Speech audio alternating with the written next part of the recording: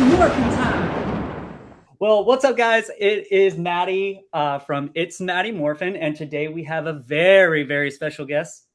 We have a special effects makeup artist, contestant on 12-time Emmy-nominated season 18 of RuPaul's Drag Race, a Power Rangers superfan, and 2012's Goodwill Employee of the Month, Ciara Myst. Whoa, whoa, whoa. Okay, whoa. Maddie, do you work for the FBI? How did you find that? That's crazy. There's a small website that you may have an old resume left on. Your Oh, Weebly, that's crazy. Oh my your gosh. Okay, wow. I thought that Google had eradicated some of that, but it turns out that everything on the internet lives forever. That is so funny. Hello everybody. Maddie, thank you so much for having me. Your setup is incredible. Oh my gosh. and you're only getting portions of it for just how we are. So I wanted to welcome you to It's Maddie Morphin. It's a YouTube channel that I started during COVID, and I think we can relate a little bit on that, our COVID projects. Absolutely. And just thank you for agreeing to sit down with me and talk about Power Rangers, talk about drag, and see what our futures hold with both.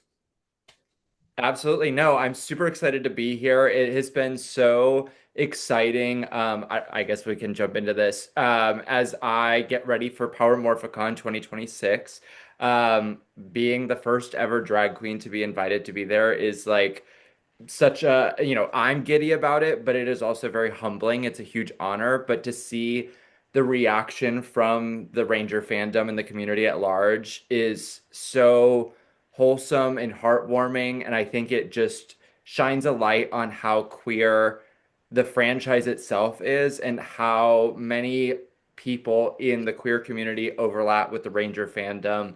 And at times, maybe it doesn't feel like that, but I've been so privileged to be able to just see that just in the few months since the announcement. So I'm really excited to I have not been able to engage with the Ranger fandom like in my personal life like the way that I have been since the announcement. So it's just such a fun adventure to bring all of these communities together, and who would have thought that it took RuPaul's Drag Race for me to reconnect with the Ranger fandom. But you know what? If I had to go through all that to find this, I'm happy to do it. Oh yeah. So the announcement came a little bit right after the season ended, and It was so it like was the super week exciting. after the finale was what they were trying to hit for. Yeah. And so I've been gearing up to get back into the YouTube game. Been in it, been out of it.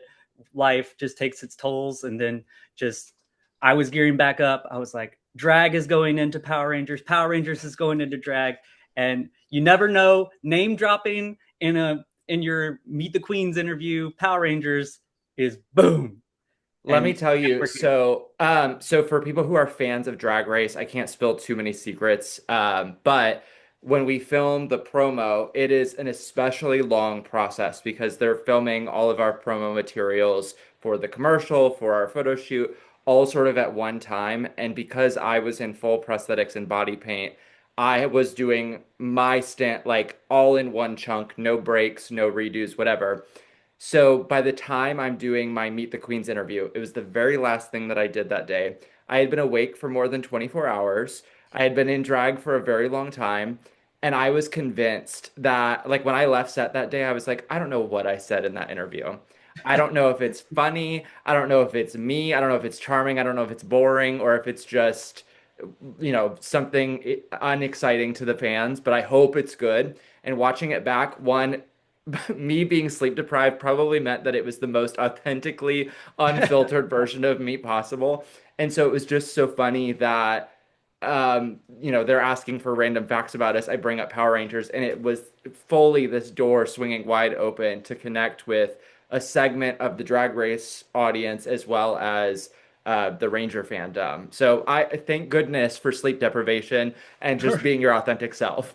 Yes, we were. I was in a live last night. And we were talking about being authentic and just going out there, especially in cosplay, just like doing you and being unapologetically you and not caring what anybody else thinks. So getting rid of those blocks of like, oh no, I shouldn't bring up I like Power Rangers. People are gonna make fun of me. I'm almost 40, so it's like, oh, I'm gonna get made fun of for liking Power Rangers. But most of the time, it's complete opposite. They love the Ab fact that I'm almost 40 and love Power Rangers. you're so right. Yeah, absolutely. So I want to focus our talk today a lot on just how we're blending, and yes, I'm pun intended, blending our love of drag and our love of Power Rangers. Because you get to do it by being on the show of Drag Race and now being at Power Morphicon. I'm getting it to do it right now with this interview of my love for Power Rangers, and now I get to talk to you. And so blending Power Rangers and drag and going from there. A TED Talk by Maddie Morphin. Yes, maybe. So we'll touch on a little bit of your early career, some of your art and graphics tech. And can you tell us a little bit about your time with Face Off and how that went for you? Yeah, absolutely. So I became introduced to Face Off through a gal that I was dating at the time and my coworkers when I was working at the Secret Service. And so there's, listen, the internet is full of half truths and information. So I worked in the forensic imaging department of the Secret Service. I was not an agent, nor can I ever be an agent, anything like that. I'm not out there, hunting down bad guys like the Power Rangers or anything like that. You have a very Um, specific set of skills. yeah, exactly. Yes, and they do not involve protecting any presidents. And so, but yeah, so I was at the service, and the forensic imaging team is a whole eclectic group of fabulous, intelligent, talented people. But one of the things that me and a few of the guys on the team bonded over was this show Face Off on Sci-Fi. And so it was in its first season at the time. My girlfriend was watching it as well. And so I was like, you know what? Everybody's talking about it. Let me hop on the Face Off bandwagon. Fell in love with it. I've always had a fascination with special effects makeup, but Mhm. didn't have much context for how it was done technically or any of the shop work that was involved with it. And so the show was sort of a good introduction to a lot of that outside of me watching like the behind the scenes of Thriller or any of the making of for on the at the end of the specials on a DVD. So The bonus features, as they were once called. exactly. Yeah. Bring back bonus features. So long story short, I started a blog because, I'm a millennial and that's what we do. Yep. And I was drawing along with the show. And I would post my sketches on my blog, and at the time it was Twitter. And it got a lot of attention from the judges and some of the contestants from the show. And at another convention called Fandom Fest, I randomly bumped into a group of the contestants in a Starbucks, and I geek out over them. They're just trying to get their coffee. And they were like, "Do you want to hang out with us? We would be happy to chat with you more." And it started just sort of this really organic conversation about my interests, my career, and it started a relationship with the TV show where the producers and the judges were familiar with my work, my sketch work. There's some level of like illustration that gets shown on the show because not everybody who's on the show is a sketch artist. So they use illustrators to be able to show those ideas. And so to partner with the show in some of those ways was a cool sort of foot into a project that I was just a fan of. And Awesome. ultimately, the production team thought it would be a cool story for one of their seasons if somebody who was a fan of the show and illustrated alongside of it would be on the show as an effects artist. And I had not done any effects makeup whatsoever, outside of like some, a little bit of Halloween or theater makeup. And Yeah. the contestants that I had befriended sort of in person and online gave me a fabulous crash course. I was able to submit a tape and I was a first alternate. But thankfully I was not cast. I would have been the pork chop of Face Off, and I don't need that on my resume. So, but it just sort of became a community that I didn't know I would fall in love with, and it being pushed and peer pressured into effects makeup was such a gift because had those people not encouraged me to bring my art off the page, I would not have done any of the things that I've done in the last decade. Yeah. The transition from Secret Service to special effects makeup, and then that road leads you to drag. And I want to say that your face off time was during your time in Atlanta, correct? Um, Technically it was before I was in Atlanta, but then I was working full time as a makeup effects artist in Atlanta. So I was sort of, Ah, when I was there, I was already, that was sort of my foray into work being an industry professional outside of just like fan of the show, dabbling and learning as a student. But there were several folks that I knew through Face Off who all decided to move to Atlanta at the same time. So we all got to be sort of the new kids on the block in the effects scene in Atlanta together.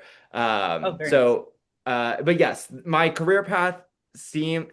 It's funny because in my brain, I'm like, this is super linear and all the skills are transferable. But people look at them on paper and they're like, what the hell is happening here? On paper it is crazy, but if you take a deep dive and look at things, like, you can definitely see, oh well, this part of it goes into the next one, and then you just build on from there. I have done so many jobs, so I relate. I'm a jack of all trades, master of none, and Hey, oh, but we the got you now. rest of that quote is master of none, but something better than a master of none. I don't Right. obviously that was a paraphrase, but people Yeah. skip the end of that, and I'm like, no, no, no, there's more to that. And so your COVID bedroom drag, as you described yourself, Yes. that started with your dabbling in drag videos, correct? That's correct. So technically, my first time in drag was when I was still living in Atlanta, and I was invited to like a drag mandatory birthday party, and I won the cash prize for that night for looking fierce, and so that was my first time bringing Ciara Myst to life. We had, my friends and I had brainstormed names, and we were having a good time prior to that, but that was my first time actually putting Ciara Myst on. And then I kind of put that down, not in a like can't do this again way, just was not focused on it. And Yeah. then during COVID, I was like, you know what? I want to see where this could go. I want to see what I would come up with because I've become a fan of so many artists who do drag. What is my take on it, or how would I find inspiration as an artist through this? And so, yes, my COVID project was dabbling in drag, where I peer pressured myself into drag. And so the dabbling in drag videos, and that builds into a full blown drag career in Atlanta or after you left Atlanta? So these are the things that aren't on that Weebly that's out of date. This is so my partner and I moved from Atlanta at the tail end of 2020 to Indiana, which is where I live now. And or we still live here. We moved, my parents live in a suburb north of Indianapolis, and nobody really knew how long COVID was going to last. Is the world ending? We were in Atlanta, hub of the CDC, so it felt like we were living in, quarantine, the movie where I was convinced it was going to be World War Z at some point down there. So anyways, we decided to be closer to family just in case this was going to continue for a longer period of time. And since then, we've been stuck here. So my COVID dabbling in drag project, obviously, as COVID started to lessen and everybody was able to socialize again, now we're in a new state, a new city. We're trying to make friends and connect with a community here, and drag became a forum for that for us, to where we were able to connect with the queer community by attending drag shows, introducing ourselves. I was curating photo shoots, and so it was an opportunity for me to invite artists who are already established in the city to participate with me, and we got to socialize that way.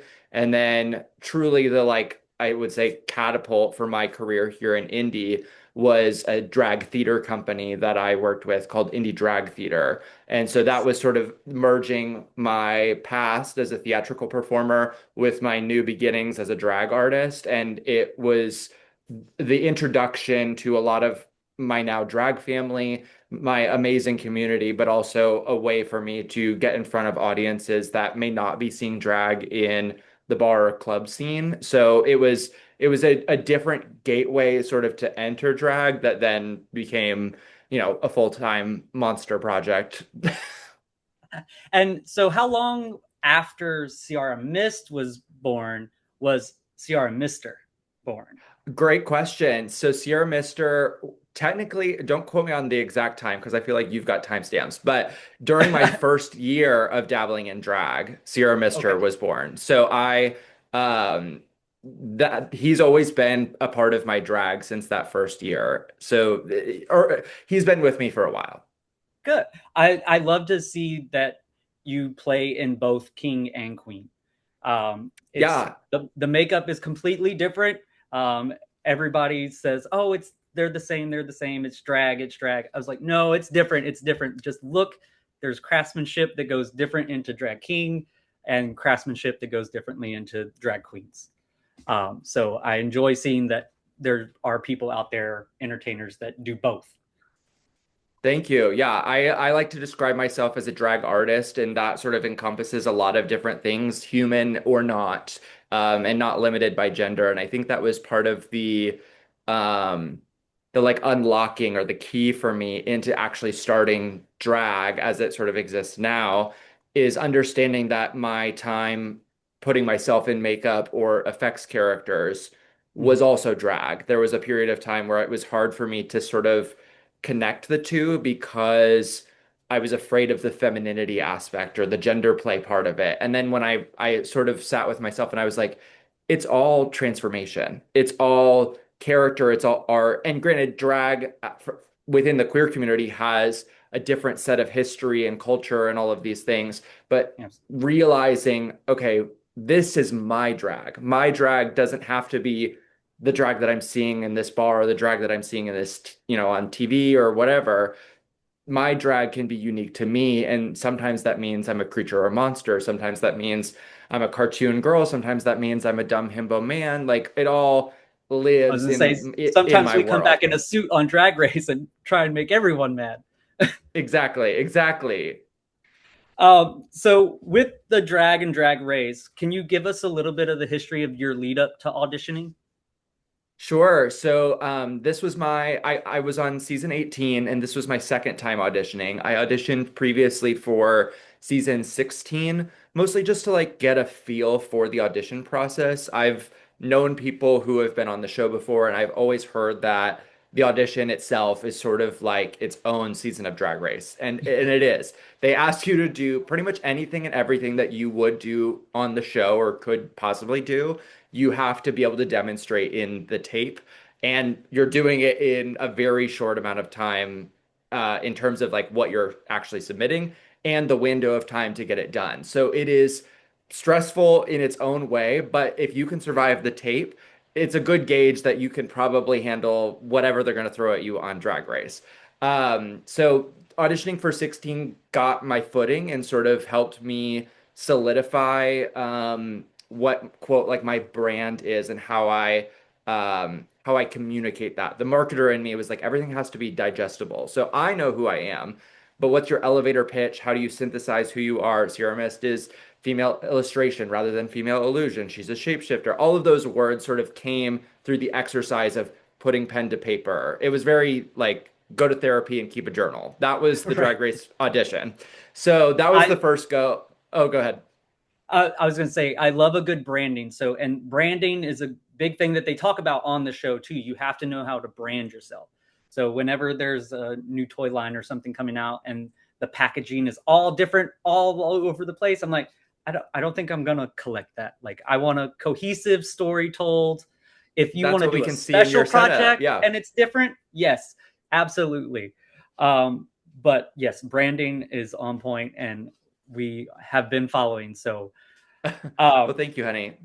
yes, absolutely. And is there anything crazy from your time on the show that maybe didn't make it to air or that you could talk about? Oh gosh, let's see here. So I got cast on from my second tape and then become sort of the whole uh heads down spiral, get everything ready to go to Drag Race. And so like I said, if you could survive the tape, yes, you could survive what they throw at you, but just getting ready for the show is a feat in itself. And then once you're there, it for me at least, it felt like such a weight off my shoulders. The process of getting ready was so much fun, but so much work, lack of sleep. We made almost everything that I brought with me to the show. So That's to awesome. be surrounded by friends and drag community, just constantly crafting was a lot of fun, despite not getting any sleep. So then to arrive and be like, oh, we did it. We're here. Was such a like for me it was a great feeling. For some of my castmates, they were making their stuff there. They were in their accommodations sewing every night. So I was thankful that I got to catch up on a little bit of sleep once I was there, despite the other layers of stress that we go through just being in a competition show.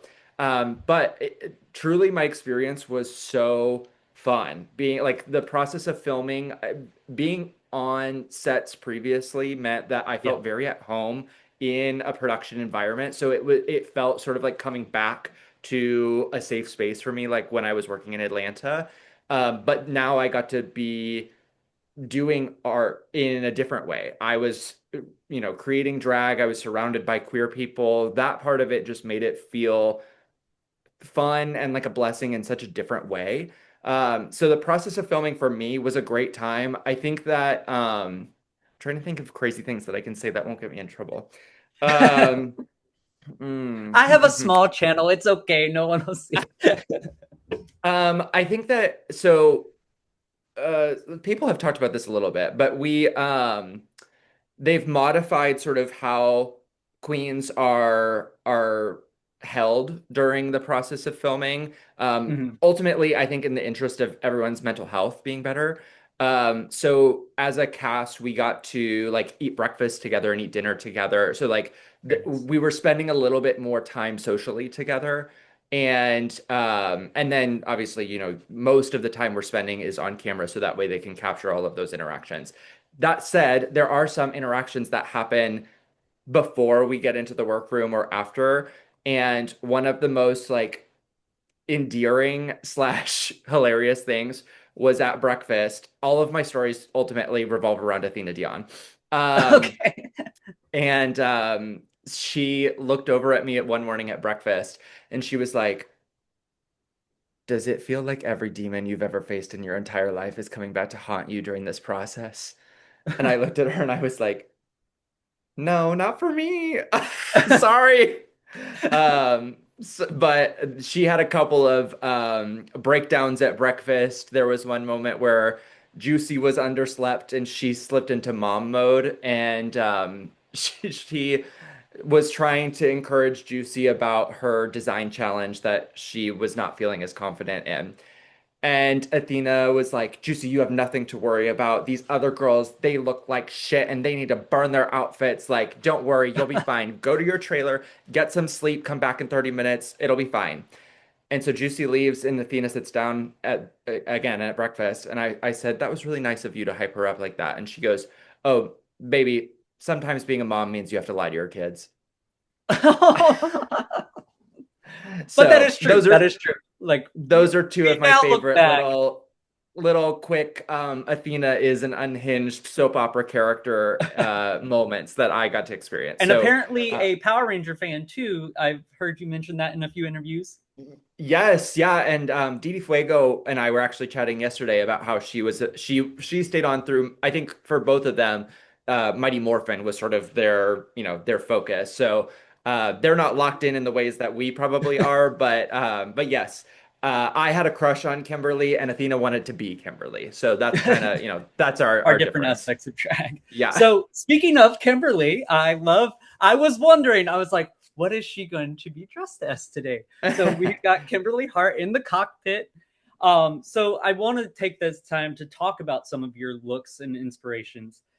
So your chameleon look on Drag Race.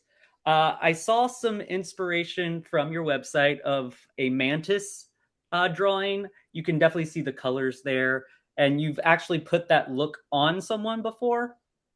The mantis kind of look. It was like a body paint. Yes. So that was you have yeah, you've done your homework. So that was the first body paint that I ever did. So don't judge it too critically if there's any, photo evidence of that. Um But that was again sort of in my introduction to Face Off. They had a challenge where they were doing body paint exclusively, no prosthetics. And so as a sketch artist at the time, I was like, it doesn't really benefit me to sketch out a body paint. So what if I challenge myself to do it?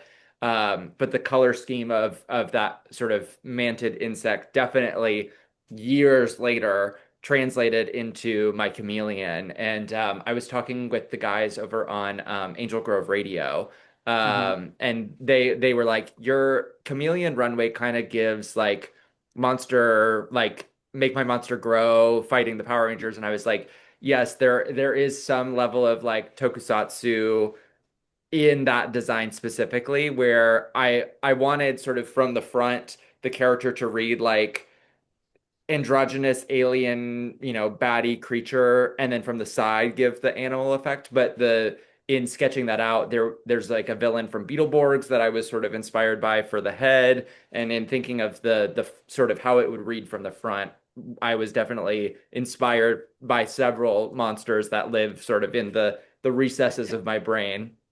Yeah, it also for the chameleon, the tongue, it definitely also took me to another piece of artwork that you've done, codenamed Gorgon, where she's got the long snakes coming off and she's kind Yes, of holding them.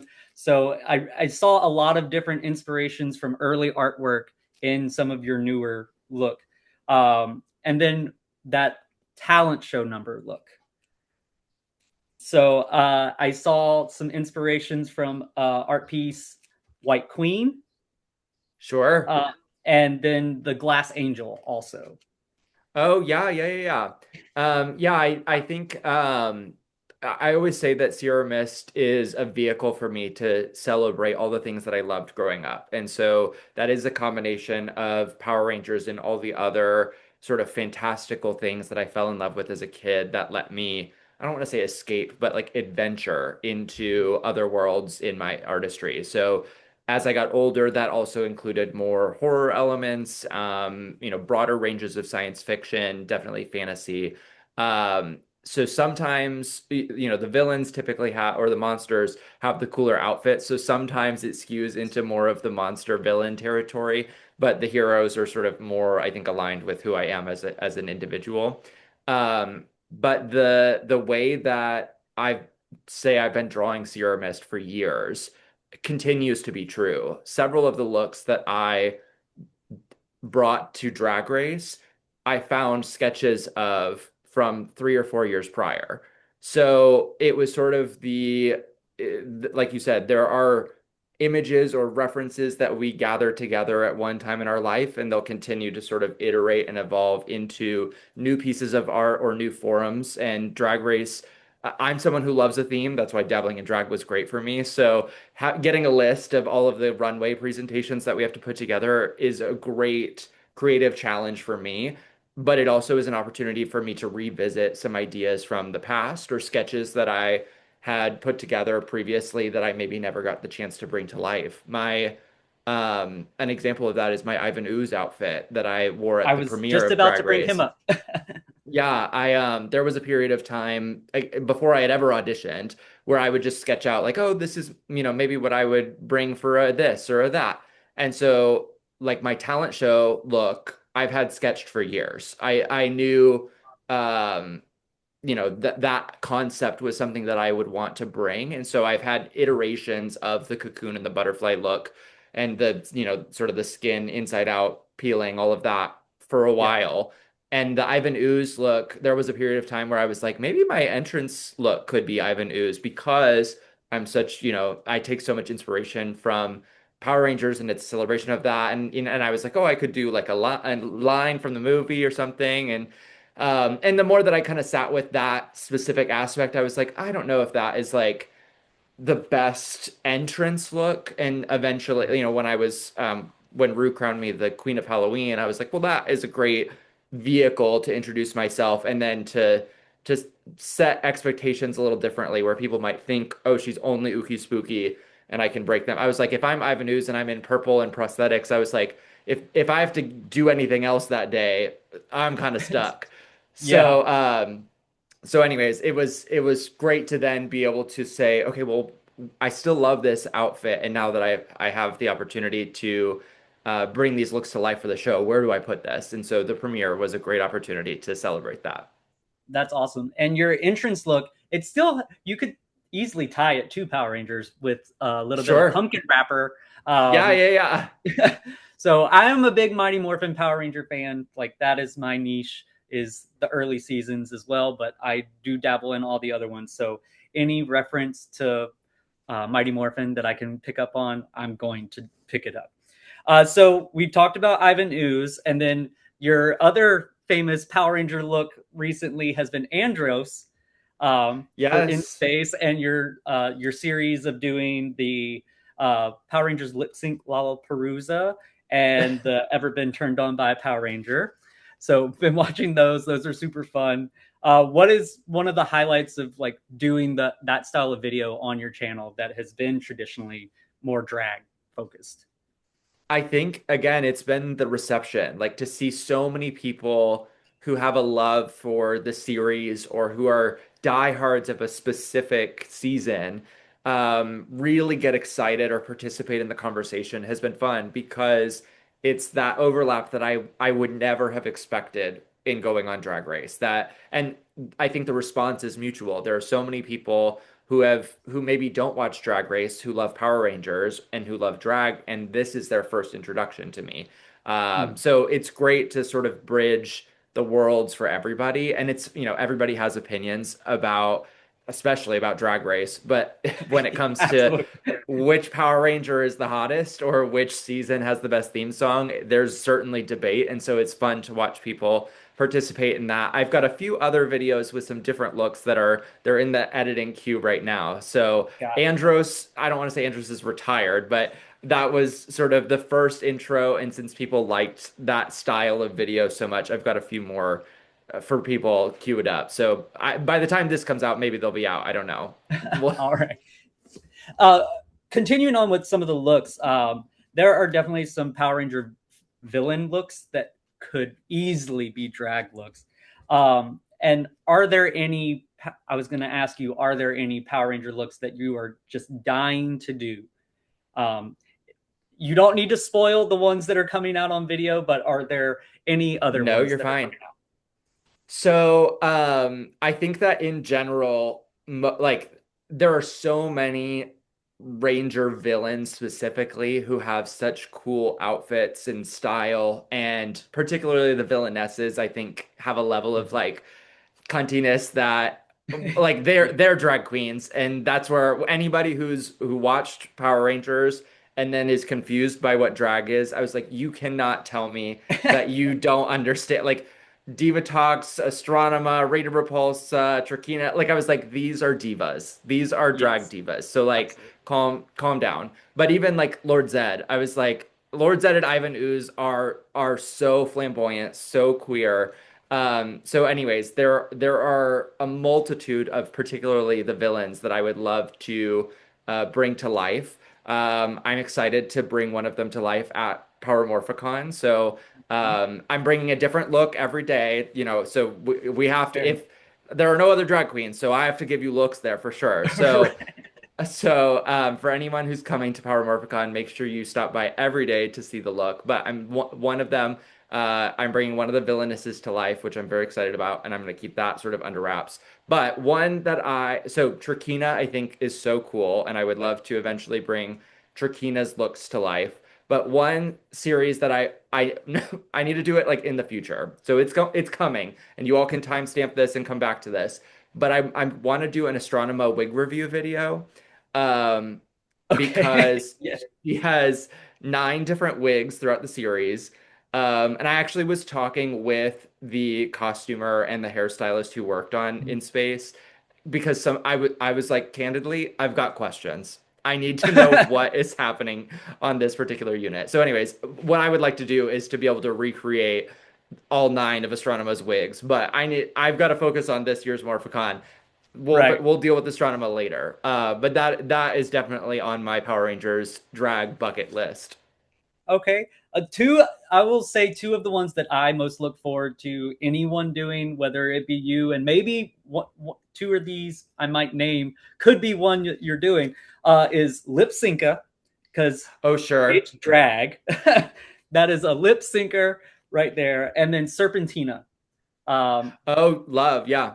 Also goes back to your like Twilight Gorgon. Very, yeah. So those would be the two. I have some fun favorites questions that I want to get out Sure. of the way. So, what is your favorite Ranger of all time? So I always feel I don't want to say like embarrassed to say this, but like I feel like the basic answer is Tommy Oliver, but I would be lying if I didn't say that that was true. I think that just for the longevity in the series, the franchise, the way that his story has continued to evolve through the comics, sort of the significance of being introduced to that character when I was introduced to Power Rangers. Tommy Oliver Yeah. for me has like the has had the biggest impact, I think, on me in my love of the franchise. But it feels sometimes I'm like, I don't know, is that like do I need a hipster answer? Like, No, is it not I cool to say completely Tommy understand. Oliver anymore? But that there, in my book, there is no other answer. It is Sure. it's Tommy Green Ranger all day for me, the green. But he was I was lucky enough to, as one of my first YouTube videos, film a meet and greet that he was doing in Houston, Texas. So I Oh, got to go cool. in there and meet him and do all that fun stuff. So no matter what, now nothing is going to beat Tommy. Yeah. So what is your favorite power source for the Power Rangers? Whether it be like Okay. the dino themes or the space or Okay, we don't have enough time for this, Maddie. We can do like a separate. I've got so much like I guess head canon about the power like sources and like all these things and there's things that I just want to spend like weeks pulling apart because okay, so like for example, one of these I'm like, okay, are the Wild Zords from Wild Force on Animarium, those are Galactabeasts, right? They're just stuck on Earth. Like there's things where I'm like all of the animal sources are probably tied to the similar thing. And so, anyways, mm, I think for me, the I loved the idea of the Zeo crystal. Um, but again, in my head canon, there are other objects that then are sort of other offshoots of the Zeo crystal. Like the Quasar Sabers have this mhm. jet. Like there's things where in my head canon there are connections that sort of Way more like tether connections than we think. the history. Yeah, but we haven't quite dabbled in that. So I will say pretty much any of the like man-made power sources, not my favorite. I'm like, that's cool. It's very like, okay, Avengers, we have to protect the Earth, and the Power Rangers with their intergalactic power sources are gone, so we have to invent something. But I think for me, Mm. it's always going to be something that's tethered to this like off-world other power source, usually in the form of some sort of crystal or shiny rock. Gotcha. And what would be your favorite Zord of all time? Oh, okay. Like Megazord combination kind of vibe. Or individual Zord. It doesn't matter. You can pick a Megazord or individual. Okay. Again, this is a tough question because there's so many. There's so once they Yes. realize, oh, we can sell these and we can cram like seven Zords in one season. Um, oh, I like when I have to make people think. yeah. Well, this one, yeah, so one of the videos that I was doing was sort of like rating or ranking some of the Megazords, and it was a tough video for the reason that there's just so many, and some of them are cool and some of them are terrible. Okay, one that is so random that I was on this like eBay bidding war recently, with was, oh my gosh, now I'm gonna screw up the name. In Power Rangers in Space, it is it's like a secondary Zord that they have, but because the in space Zords are all sort of just like one spaceship that turns into the larger Megazord. I was like, where's the combining? Where's the individual Zords? And they have a Zord where there's like an astronaut, a land, like a moon rover, Mhm. a rocket ship, and it's just so random. It's not called the Voyager. Maybe it is. I'm drawing a blank. It's kind of early still. Okay, for drag, it's the all the neurons aren't firing. But anyways, I was I like that Zord just like for the pieces. It doesn't really get talked about a lot in the season. And Yeah. it's not one that I have in my Zord collection. And so I was trying to add it to my collection because I found a good deal, but I got outbid. Oh no, oh no. That's Um, okay. if you were to pick your specific color to be a ranger, what would it be? So when I was a kid, in my friends and I would create our own Power Rangers teams, and I would like draw out our suits. I was always blue, and I think that just stemmed from at the time blue was my favorite color. Mm. Um, and so when I would dress up for Halloween, I was typically the Red Ranger or I was Tommy in some whatever form he was taking at the time. But in my friend group, I was typically the Blue Ranger. Ciara Myst, though, if as a Diva Ranger, is like a fusion of pink and red. It's, a gayer shade. Okay. Getting into those unknown names of colors. Yeah, like a salmon or a coral, but like salmon rangers, that's not what it's giving. Not going to read well. No. And then you're not powered by a salmon fish. So, No, no, no, no, no, no, no salmon Zord. That's terrible. so one thing I'd like you to do for me is build a Power Ranger team using your fellow drag race family. So Okay. your team of, we'll go with six. We obviously know that RuPaul is going to be Zordon. So build us a team of Oh. six of your drag race family for I Power love Rangers. that.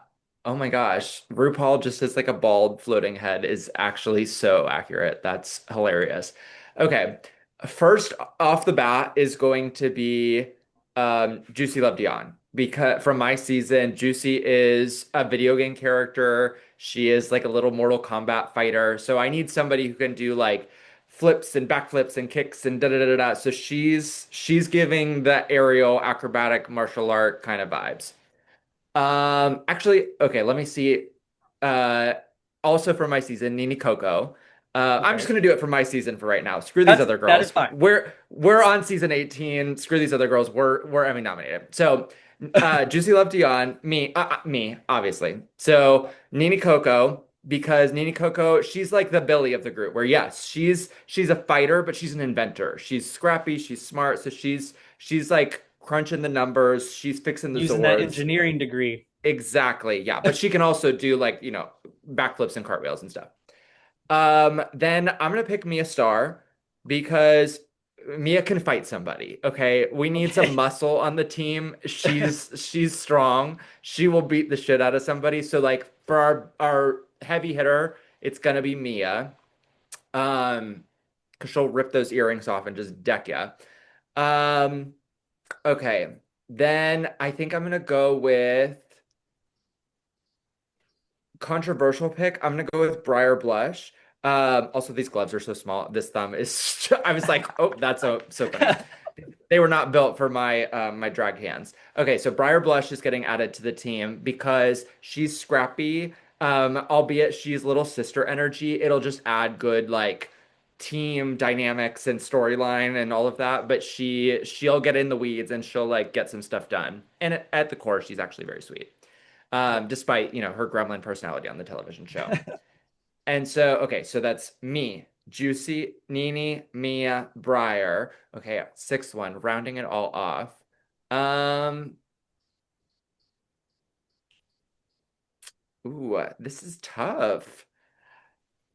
Let's see here. I'm trying to figure out if I need to bring Athena into this or if that is going to create too much conflama for her. I feel like Athena is like our alpha. Our Athena is our alpha five. She's I down. So Well, she's I was not gonna she's say that Michelle was gonna take the alpha sidekick to, okay. and she's just gonna be like, I don't see the family resemblance, but I think I'm gonna bring in for to round out the team, I'm gonna bring in Kenya Pleaser.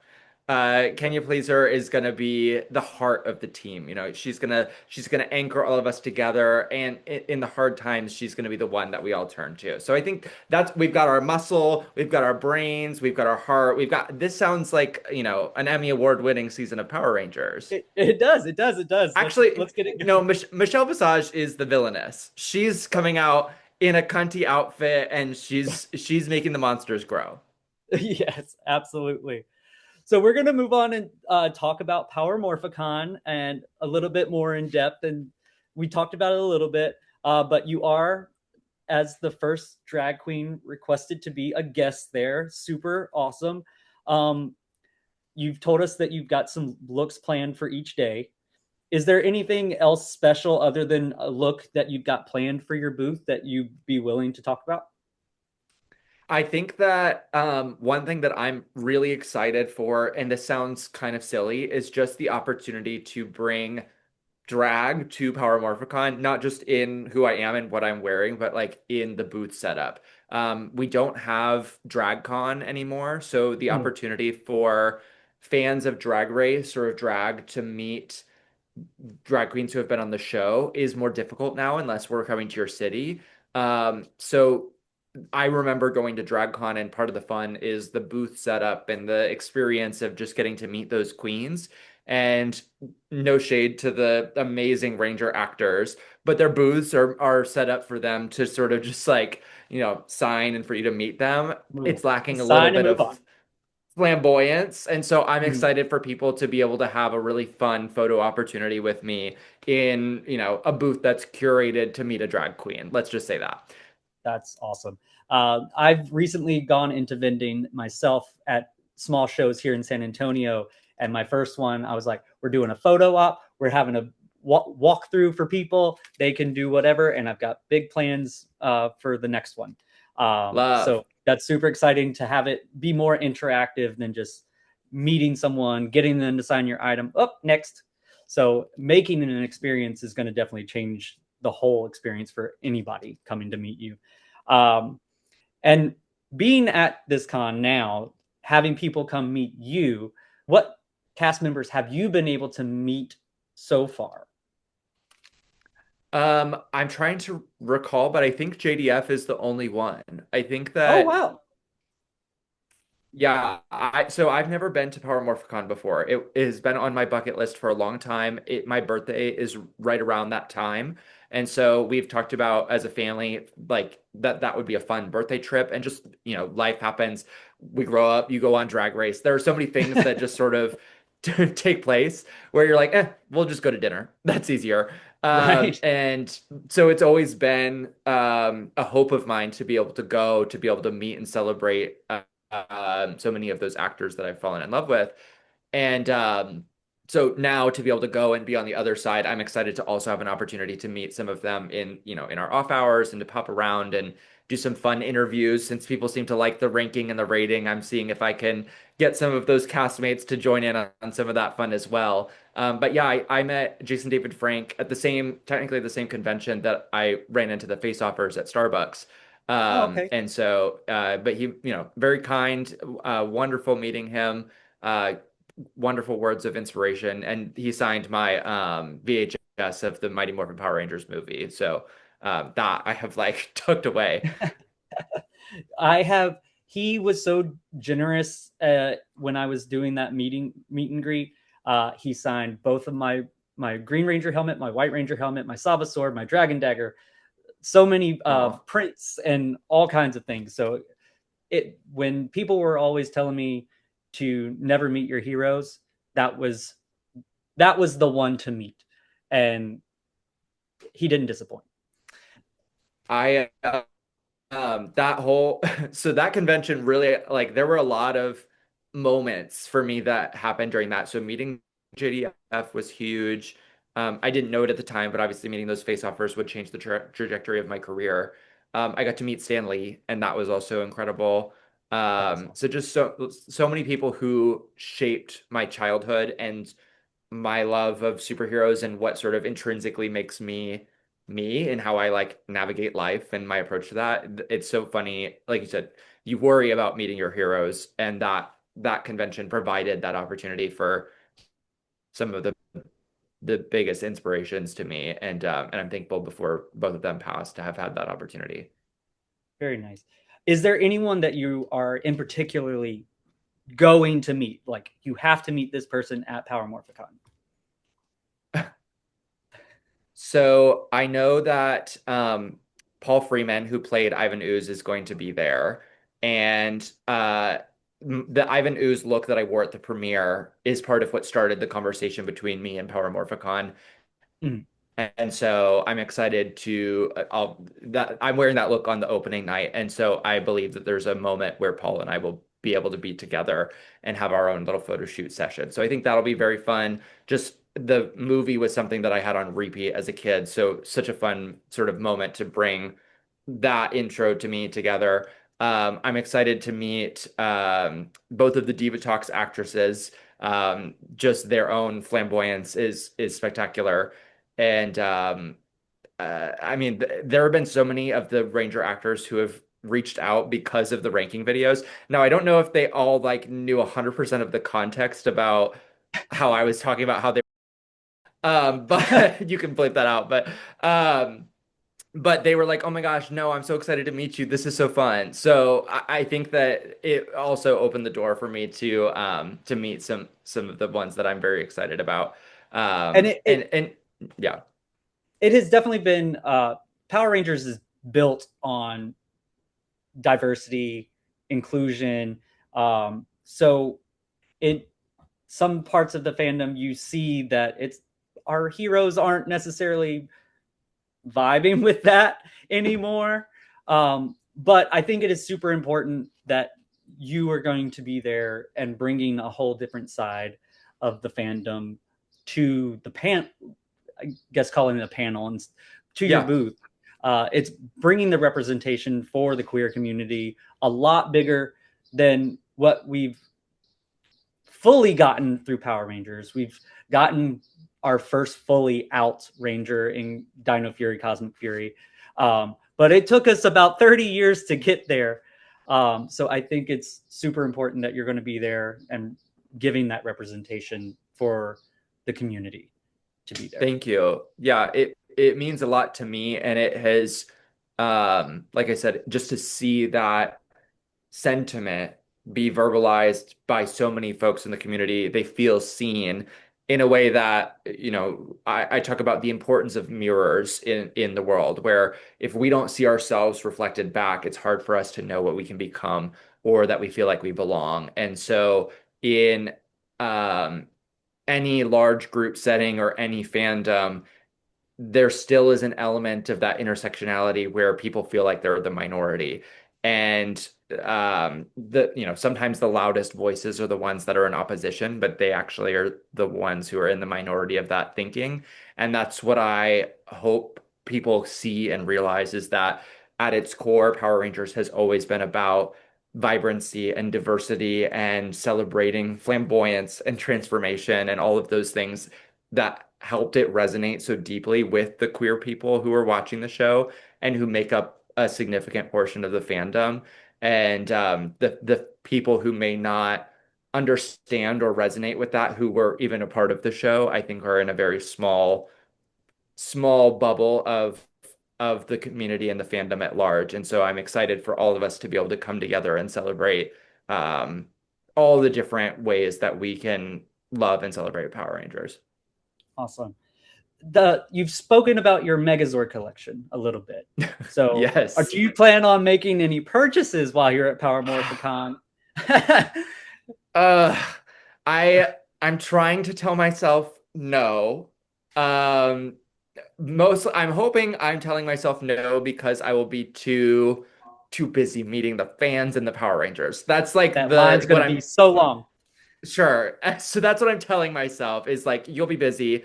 Also, it's like I know that, as I would as well, if I was selling a piece of my collection, it's going to be expensive. So I was like, how much money am I willing to like part with for this? The one thing that is so funny, and I don't know if it'll happen at Power Morphicon, but it'd be a fun memory. So I had the Super Zeo Megazord, Mhm. and this is dating me, but I was in like kindergarten or early school, brought in for show and tell my Super Zeo Megazord. And famously, that Megazord toy, the like helmet that forms the Megazord head comes over the yellow Zeo Ranger's Zord at the top. The head had a tiny screw, and most people at some point the head would pop off. And I was traumatized as a kid taking this into show and tell and losing the head somewhere in school, and it was nowhere to be found. So for a lot of years since then, I have been like, somewhere I will find the head to this Super Zero Zord and I will make this Zord whole again. And at a couple of conventions that I've been to, people are selling that single head piece for hundreds of dollars because they know that this has happened to people. So we'll see if I can convince myself to heal that part of my childhood trauma. Um, Mhm. but yes, so listen, I was obviously trying to acquire that Zord from space. We'll see. All bets are off. But I'm trying to be responsible going there, knowing that I may be spending my money on meeting some of these folks as well. So speaking of your collection, is would you say that that Zeozord is your prize in your collection, or do you have Um, another Grail in your Power Ranger collection? No, that's a good question. I think some of the Zord, I like the Zords that I have for sure, but I don't know that they're all from when well, I don't want to say all. Most of them are from when I was a kid as the seasons were coming out. I wasn't necessarily like retroactively hunting for some of my favorite Zords, and I think now is where I might tiptoe into that to start to Mhm. fill in some of the gaps. Like I have the Shogun Zord from Mighty Morphin. I have the Ninja Falcon Megazord, but I don't have the Thunder Zord, and I don't have the original Mighty Morphin Zord. And obviously that one's like hard to track down. Oh, I do have. Yes. It's actually I pulled it out just in case. A fan at a meet and greet brought me when they like did the reintroduction. They brought me the Very Pterodactyl nice. Zord, and so they were like, "I'm gonna slowly work on getting you the Megazord." So that was oh my gosh, so generous and so sweet. But yeah, there's a few like I have the Tiger Zord. I have the Dragon Zord. So there's a few from those like early seasons that I would love to just like fill out. Mhm. But yeah, I don't know that I have one that I'm like, this is the one. I think probably the Ninja Falcon Megazord is like just because it was in the movie and in the show. I think that one was very cool for me to collect. Um, but yeah, So I don't necessarily, they're all out of the box. It's not that I'm not I need to be able to put them together. I'm that kind of girl. right, I like to play with mine. So I was lucky enough to recently get a tour, the Shuttle Zord. Oh my gosh. So that I've had the originals for the Thunder Zord forever, just never owned a tour. And the weekend of my birthday, it just fell in place at a vendor, and my partner bought it for me. I was like, if Oh, I love we found it that. at a super great price, I was like, it is mine. I've been waiting too long Good. for that. Been waiting too long for that. But so that's awesome. That filling in those gaps is definitely good. So I just filled in one of the major gaps of my Zord collection. So now I Oh, have congratulations. all of the Thunder Zords. Good. Um, Oh my gosh. so we want to go into like what's next for you? What's next for drag and what's next for maybe Power Rangers? We do have that new show coming out and you've got some experience in production stuff, so there could be things to work on. Yeah, I think Drag Race is a fabulous launch pad. And sometimes I think people assume that that's like especially some of the younger contestants who get on, they're like, what do I do now? And I went into Drag Race with sort of these are the things on my bucket list that I would love to accomplish or focus on afterwards. One of them, it sounds small, but I'm so excited to be able to put more energy and attention back into my YouTube channel. YouTube is where I started drag in if we really want to say that was my first audience for drag. So to be able to continue to build my audience and my community on YouTube has been so fun. Power Rangers has truly been one of the vehicles to do that. And so it sounds like I need to be making more Power Rangers content. People have been enjoying my horror content as well. And again, that's sort of like a different fandom overlap. And so that's sort of the intersection that makes me the happiest is being able to put Sierra Mist in the world of horror and horror film and horror television, and then to celebrate sort of my nostalgic loves, Power Rangers being one of the major ones there. So whether that's YouTube, whether that's performance, those are sort of the two forums where I think we will be seeing Sierra Mist more. And my hope is that, like you said, we can put drag, me specifically, in spaces where maybe drag is not expected or commonly seen. So whether that is Power Morphicon and being the first drag queen there, or it's in television, or it's on the red carpet at some of these types of programs, that's where I would like to be able to bridge that gap, like we've seen with sort of bridging the gap for these different parts of our community.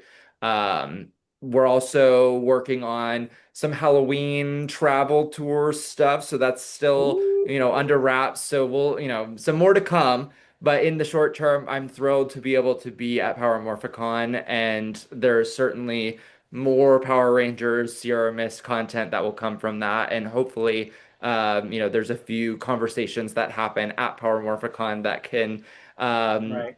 activate some of these other bucket list items that that me and my tarot cards have been plotting for weeks.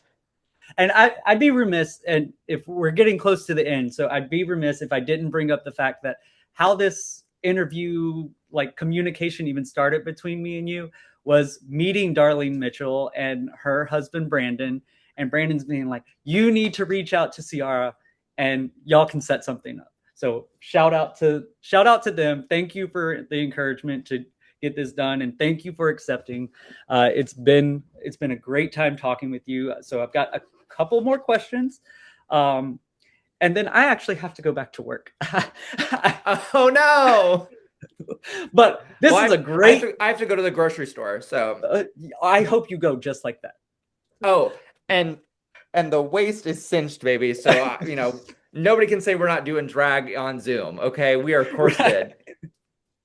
So, one of the questions you talked about a preschool dream of yours. So, my question is, have you ever fulfilled your dream of being Spider-Man? Uh, my web slinging powers never panned out, so I just, turned to lashes and lipstick, I think, is ultimately what happened. But I have absolutely dressed up as Spider-Man so many times. So yes and no.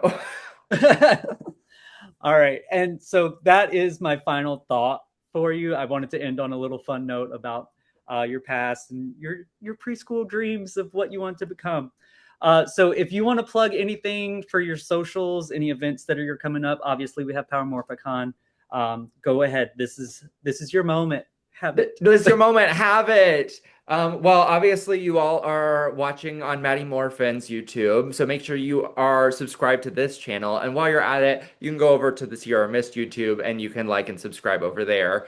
If you like Power Rangers, trust me, there's plenty of stuff happening over there that you will like as well. And if you're a fan of Drag Race, listen, there's a whole cattle call of content related to my time on Drag Race that's already out there. Like I said, YouTube is where I'm hoping to be able to spend more of my energy and time in the coming years. And so let's find each other over there. TikTok, I'm there sort of out of necessity. I'm too old to figure out how to like make that happen. But you can Same. find me on TikTok or Instagram as well. But YouTube is where we have the most fun. Yes, Oh, of absolutely. course. Yeah, when you messaged, I was like, oh, well, of course I have to do a look. So yeah, I cut and styled this hair last night just so I could feel my Amy Jo fantasy.